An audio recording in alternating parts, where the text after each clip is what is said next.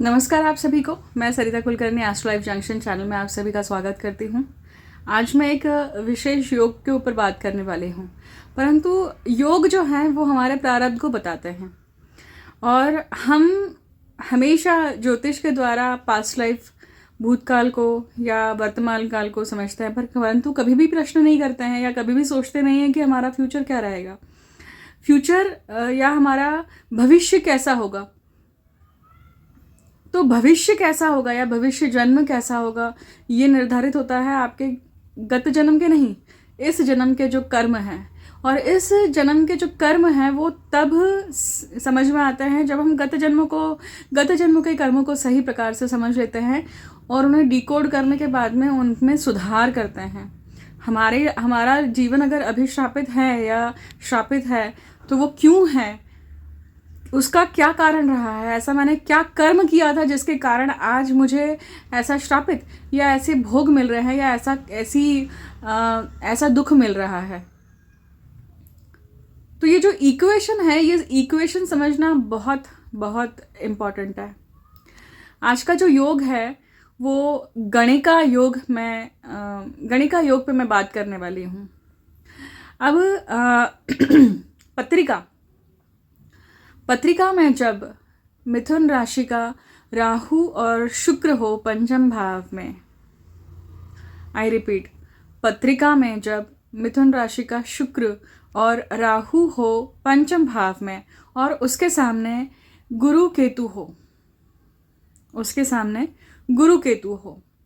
और सप्तम भाव में मान लीजिए बुध हो और लगन भाव में मंगल। अब हम एक एक खंड में इस चीज़ को समझते जाएंगे। मैं ये क्यों कह रही हूँ, किसी की वैयक्तिक पत्रिका के अनुसार नहीं कह रही हूँ। क्यों? क्योंकि ये जो ग्रहमान स्थिति है, ये ग्रहमान स्थिति और ये ग्रह योग जिन भावों को लेकर हैं वो भाव भी बहुत इम्पॉर्टेंट है। अब समझिएगा कि हम बात कर रहे हैं राहु और शुक्र के ऊपर। राहु और शुक्र जो है वो श्रृंगार योग है। गणिका जो होती हैं उनका प्रारब्ध, उनका भाग्य होता है कि वो नित्य दिन में बहुत सारे व्यक्तियों के साथ संभोग करती हैं। क्या उन्हें वो बहुत अच्छा लगता है? नहीं। आप जब गणिकाओं से अगर कभी उनकी बातों को सुनेंगे या उनके इंटरव्यू को सुनेंगे तो आप देखेंगे कि कंडीशन या सिचुएशन उनको ऐसे चक्र जाल में डाल देती है और उन्हें ये जीवन यापन के लिए करना पड़ता है। पर जीवन यापन के लिए इस प्रकार का देह व्यवसाय क्यों? तो ये देह व्यवसाय तब आता है जब देह का प्रारब्ध हो, जब देह से संबंधित वो योग हो। मतलब व्यक्ति को देह से संबंधित या योनि से संबंधित या आप प्राइवेट पार्ट से संबंधित वो भोग आपको देना बाकी हो, तब ये चीज़ आती है। अब मैं प्रारब्ध की बात कर रही हूँ और गणिका पत्रिका की बात कर रही हूँ। तो गणिका पत्रिका के लिए सबसे पहले तो हमने ये चीज़ समझ ली कि राहु शुक्र जो है वो श्रृंगार योग है और मिथुन राशि का शुक्र जब आता है तो वो श्रापित यक्षिणी है। अब यक्षिणी श्रापित होकर कैसे आती है वो किसी और वीडियो में मैं आपको इस चीज़ की डिटेलिंग बताऊंगी या किसी और वीडियो में, क्योंकि ये वीडियो जो है वो भटक जाएगा फिर। अब शुक्र और राहु जो पंचम भाव में आते हैं, पंचम भाव क्या है? संतति का भाव हमें मोटे मोटे तौर पे पता है, परंतु ये नहीं पता है कि पंचम भाव जो है वो संतति तब प्राप्त होती है जब क्रिया की जाती है। क्रिया कौन सी? संभोग की क्रिया जब की जाती है।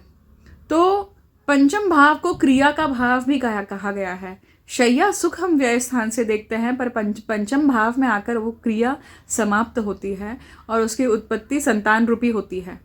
जब ऐसा होता है, इसलिए पंचम भाव को हमेशा इस क्रिया के प्रारब्ध के लिए बहुत इम्पॉर्टेंट भाव कहा गया है। राहु शुक्र जब पंचम भाव में आते हैं तो उस व्यक्ति के पास में क्रिया सुख की कमी नहीं रहेगी, मतलब संभोग की कमी नहीं रहेगी, ऐसा हम नॉर्मली कह सकते हैं, परंतु ऐसा होता नहीं है। देखिए, श्रापित शुक्र का मिथुन राशि में होना और राहु के साथ होना, श्रृंगार योग में होना, हर किसी के जीवन में वो श्रृंगार बहुफलित होता है ऐसा नहीं है। बहुत सारे आपको लोग वर्जिन भी दिखेंगे। बहुत सारे ऐसे लोग होते हैं जिन्हें इस क्रिया का कोई अनुभव ही नहीं होता है और वो आजन्म इस क्रिया से अनभिज्ञ रहते हैं। तो ऐसे भी बहुत सारे जातक होंगे जिनके पत्रिका में इस प्रकार का योग है, परंतु इनके जीवन में ऐसी कोई खुशी नहीं है या ऐसा कोई भोग नहीं है। आप मुझे वीडियो के कमेंट सेक्शन में एनोनिमस होकर ये चीज़ कह सकते हैं, बता सकते हैं। और अब पंचम भाव प्रेम प्रणय का है। जैसे संतति का भाव है उसी प्रकार से ये जो भाव है ये प्रेम प्रणय का है, सुख का है। कौन से सुख का? क्रिया सुख का ये भाव है। और इस भाव से हमेशा अफेयर्स को भी देखा जाता है। अब इस भाव को कौन देख रहा है? गुरु और केतु। गुरु और केतु क्या है? अब गुरु और केतु जो है, ये गुरु और केतु शिशुपाल योग को बताते हैं। अगर आपने शिशुपाल योग के बारे में अगर आप नहीं जानते हैं पूरी तरह से अच्छे से, तो मैंने चंडाल योग के ऊपर 2 वीडियोस डाले हैं। कुछ 2 या 3 महीने पहले डाले होंगे। आप वीडियोस के सेक्शन को चेकआउट करिए और चंडाल योग के उस वीडियो को निश्चित देखिएगा, क्योंकि मैंने उसमें चंडाल योग कैसे आता है, उसकी उत्पत्ति कैसी है, उसके बारे में बात करी है। जय विजय की कहानी के ऊपर बात करी है। जय विजय जो है वो वैकुंठ के द्वारपाल थे। तो उससे जो चंडाल योग का संबंध है, चंडाल योग एक ब्लेसिंग भी है और एक शाप भी है। उस ब्लेसिंग में जब कंटामिनेशन आ जाता है तो हम उसे शाप बोलते हैं। तो वरदान जब पीड़ा में परिवर्तित हो जाए तो उसे श्रापित बोल दिया जाता है। तो गुरु केतु जब लाभ भाव में है, इसका अर्थ है लाभ भाव से पंचम भाव को, बुद्धि के भाव को, जहाँ ये प्रेम प्रणय का भाव है, जहाँ राहु शुक्र है, वहाँ ये सीधी दृष्टि डालते हैं। अब क्रिया करने के लिए व्यक्ति और व्यक्ति के सामने दूसरा व्यक्ति, ये दोनों व्यक्ति जो होने की ज़रूरत है। इसका अर्थ है कि लग्न और सप्तम ये दोनों ही होने चाहिए। लग्न में अगर मंगल है, इसका अर्थ है कि व्यक्ति में अग्नि है। और अगर हम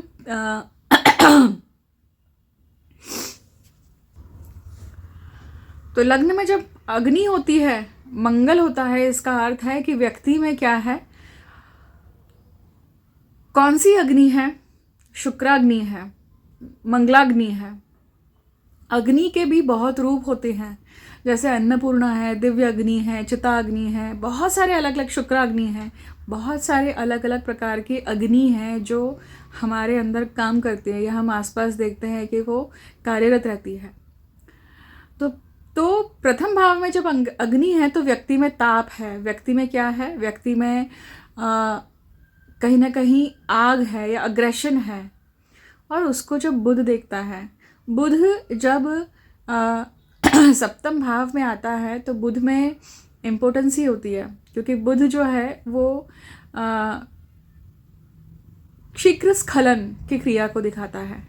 और शीघ्र स्खलन आप समझ सकते हैं। अगर आप शीघ्र स्खलन को मैं यहाँ पे डिस्क्राइब नहीं करने वाली हूँ, आप खुद समझदार हैं, आप इस चीज़ को पढ़ सकते हैं, समझ सकते हैं। शीघ्र स्खलन जब होता है तो इसके लिए बुध भी कहीं ना कहीं देखा जाता है और स्ट्रांग रूप से बुध कार्यरत होते हैं।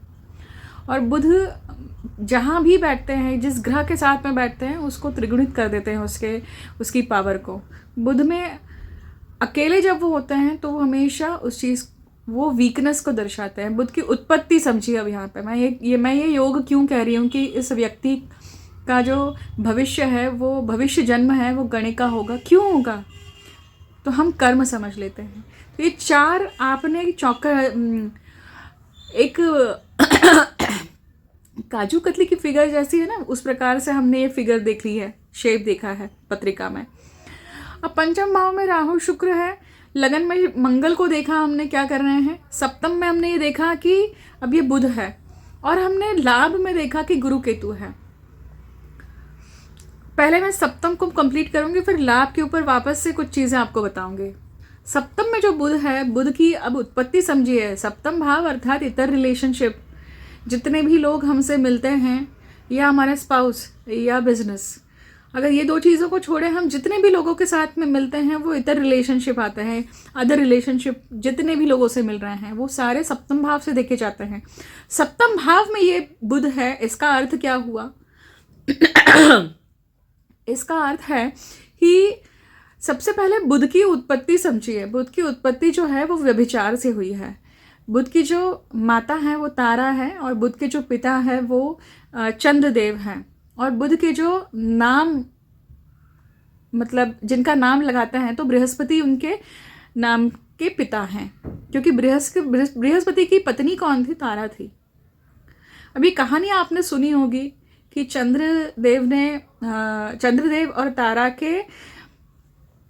तारा के प्रेम से ये उत्पत्ति हुई है। किसकी? बुध की। बुध कौन है? दिव्य पुत्र हैं। अब दिव्य पुत्र हैं, परंतु उनकी जो उत्पत्ति है वो अनारस है, मतलब इलीगल है, वो लीगल नहीं है। तो बुध के ऊपर जीवन भर उन्हें इस चीज़ का दुख रहता है, या हमेशा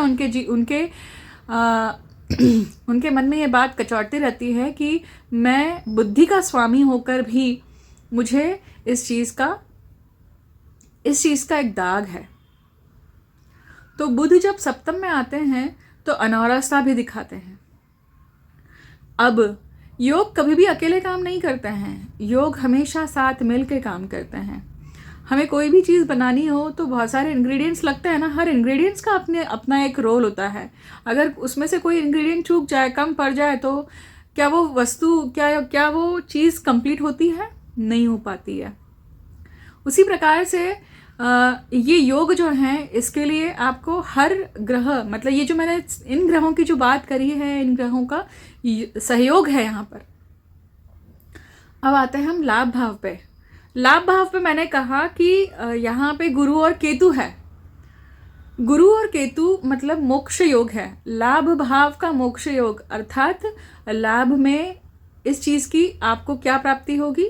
इस योग की प्राप्ति होगी। परंतु इसके सामने राहु और शुक्र है। एक तरफ मोक्ष योग है और एक तरफ श्रृंगार। कॉन्ट्राडिक्टरी नहीं है? बहुत कॉन्ट्राडिक्शन है। देखिए, एक तरफ पंचम में इतना श्रृंगार भरा हुआ है कि वो जीवन भर इसी प्लेजर को लेकर हमेशा जीता रहेगा, परंतु दूसरी तरफ गुरु केतु है जो मोक्ष को दिखाता है और जो शिशुपाल योग को दिखाता है। शिशुपाल योग हठ योग है। भगवान कंटाल गए, मतलब श्री कृष्ण त्रस्त हो गए थे। अब 100 के बाद अगर तेरी 101वीं गलती होगी, शिशुपाल को कहा, तो तू गया। मतलब वो योग इनके लाभ भाव में है। इस जातक जिसकी ये पत्रिका होगी, हम योग को समझ रहे हैं। देखिए, तो एक तरफ अगर ये शिशुपाल योग है, दूसरी तरफ श्रृंगार योग है, तो समझिए कि जब ये श्रृंगार इनके सामने, जैसी सिचुएशन इनके सामने आएगी, तब ये गुरु केतु उन्हें टोकेंगे। तब तक ये गुरु केतु जो है, ये उस चीज़ को स्थगित करेंगे या उस चीज़ को रोक लेंगे। मतलब वो घटना घटित होगी क्या? तो नहीं होगी। परंतु क्यों नहीं होगी? लाभ भाव में अगर मोक्ष योग की आपको ब्लेसिंग मिली है, तो इसका अर्थ है कि गत जन्म के आपके बहुत तेजपुंज गुरु रहे हैं। गत जन्म में आपने कोई ना कोई, इस व्यक्ति की या इस योग की खासियत ये है कि कहीं ना कहीं गत जन्म में ये व्यक्ति क्या रहा है? साधक रहा है। श्रृंगार योग है ना, तो श्रृंगार योग की पूर्ति कहाँ से होती है? प्राइवेट पार्ट से होती है। ऑब्वियसली हम योनि को कहेंगे या फिर लिंग को कहेंगे। तो जब दोनों ही स्त्री हो या पुरुष हो, तो ये योग जब आता है तो यहाँ पे योनि का प्रारब्ध आता है। अगर पुरुष है तो यहाँ पे लिंग का प्रारब्ध आता है कि ये इस प्रकार से पंचम भाव में है। तो गत जन्म में इस तरह की क्रिया को करते हुए उन्होंने ये साधनाएं करी हैं, इसके कारण वो योग आया है। शिव शक्ति जो सूत्र है, इसमें हमेशा समृद्धि की प्राप्ति होती है। तंत्र में इसके बहुत प्रकार हैं। मैं अभी उस विषय पे नहीं जाऊंगी, परंतु हम यहाँ पे तंत्र ज्योतिष की बात कर रहे हैं, क्योंकि गणिका योग हम यहाँ पे इस पद्धति से देख रहे हैं। तो यहाँ पे क्या समझ रहे हैं हम ये समझ रहे हैं कि एक तरफ हमें एक ऐसा योग है जो इस तरह के प्लेजर को दिखा रहा है, और दूसरी तरफ हमें वो योग दिखाई देता है जहाँ पे उसके सक्षम गुरु, समर्थ गुरु अस्तित्व में नहीं होकर भी उस योग को थामने के लिए बैठे हुए हैं। परंतु अब देखिए, पंचम मतलब क्या है? बुद्धि है। अगर जिस जातक के पत्रिका में ये योग है तो वो क्या करता है, इस बुद्धि को बारंबार यूज़ करता है, इस चीज़ के लिए यूज़ करता है, इस चीज़ का फ़ायदा करा के लेता है, क्योंकि सामने लाभ भाव है। और फ़ायदा करके क्या करता है, सामने वाले को ये चीज़ मिलेगी या इस सुख की प्राप्ति होगी, ऐसा उसे क्या करता है, इल्यूजन देता है, भ्रम देता है, और अपना मतलब साध्य करता है। ऐसे में अपना फ़ायदा कर लेता है, क्योंकि ये बुद्धि के स्थान पे है और बुद्धि इस प्रकार की ही चलेगी यहाँ पे। इसका अर्थ क्या हुआ? इसका अर्थ ये हुआ कि जब व्यक्ति उस अग्नि का, जो लग्न में मंगल बैठे हुए हैं और बुध जो सप्तम भाव में बैठे हैं, मतलब सप्तम भाव का फ़ायदा बुद्धि से लेना और पंचम भाव का इस योग का प्रयोग करना, इसका अर्थ क्या है? ये घटना जब व्यक्ति बारंबार करता है, जितने व्यक्तियों के साथ करता है, मतलब मानसिक रूप से करता है, इसका अर्थ है कि भले ही वो मानसिक रूप से कर रहा है, फिजिकल रूप से नहीं कर रहा है, पर मानसिक रूप से क्रिया फिनिश हो रही है, तो उसके ऊपर दोष लगता है। कौन सा दोष लगता है? योनि का दोष लगता है, क्योंकि आपने सामने वाले को तरसाया है। It's all about balancing the equation. संतुलन ही नियम है। जब तक संतुलन स्थापित नहीं होता है, तब तक वो चीज़ वैसी ही संतुलन स्थापित करने के लिए लड़ती रहती है।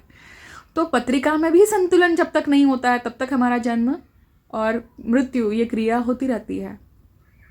अब यहाँ पे जिस प्रकार से मैंने आपको पंचम भाव का श्रृंगार बताया, तो ये क्या हो रहा है यहाँ पर? यहाँ पे दोष, योनि दोष लग रहा है।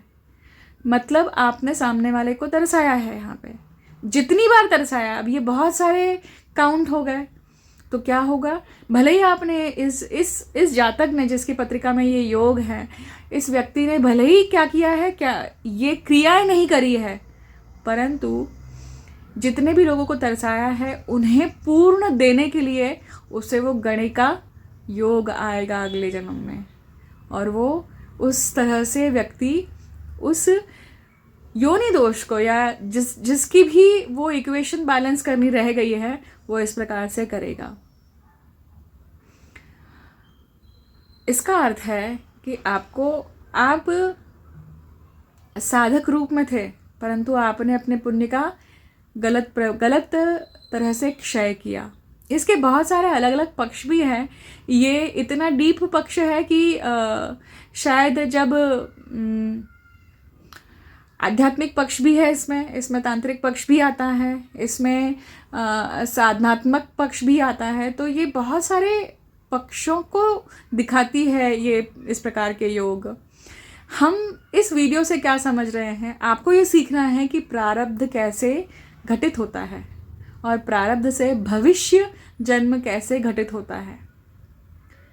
इस योग की पूर्ति करने के लिए व्यक्ति को, भले ही उसने इस जन्म में नहीं किया हो, उसे ये पूर्ति करने के लिए अगला जन्म लेना पड़ता है, क्योंकि आपने क्या किया? इस योग का दुष्वापर किया अपने फ़ायदे के लिए, क्योंकि आपको उससे लक्ष्मी की प्राप्ति हुई या आपका फ़ायदा हुआ किसी न किसी तरह से। इसके लिए सपोर्टिंग फैक्टर देखिए, लग्न का मंगल, अग्नि बहुत ज़रूरी है। अग्नि नहीं रहेगी, अग्रेशन नहीं रहेगा तो व्यक्ति करेगा ही नहीं ना। बुद्धि नहीं रहेगी तो बुद्धि इस तरफ जाएगी ही नहीं ना। लाभ में अगर ये गुरु केतु नहीं होता तो ये योग यहीं फलित हो जाता, परंतु गुरु केतु दिखाते हैं कि वो जिस जन्म में वो व्यक्ति साधक रहा होगा, उसमें किस प्रकार का उसे गुरु मिला होगा, कितना सक्षम गुरु मिला होगा कि वो इस प्रकार से उसे रोक देता है।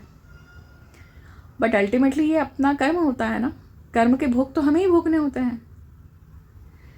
तो ये थी गणिका पत्रिका, या गणिका जन्म जब होता है तो किस प्रकार का प्रारब्ध होता है व्यक्ति का।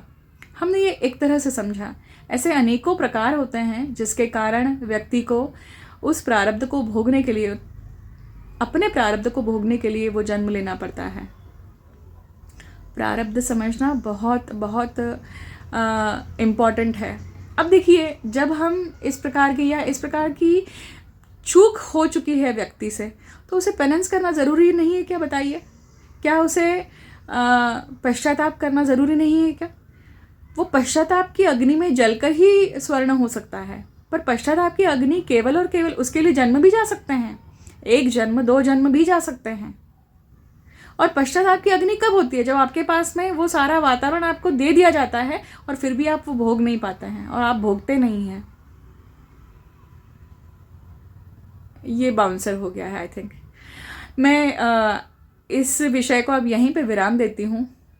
आप सभी ने इस वीडियो को सुना। अगर आप पहली बार में नहीं समझ रहे हैं तो वापस से जाके सुनिए, क्योंकि ये विषय बहुत गूढ़ है और बहुत कठिन भी है।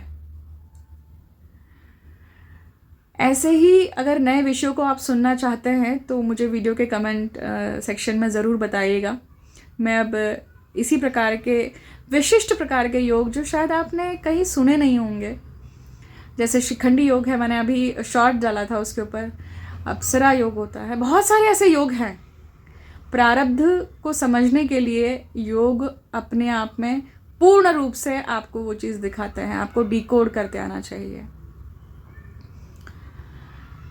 मुझे अंत तक सुनने के लिए धन्यवाद। मैं जल्द ही मिलती हूँ एक नए वीडियो के साथ में आपसे। Thank you so much.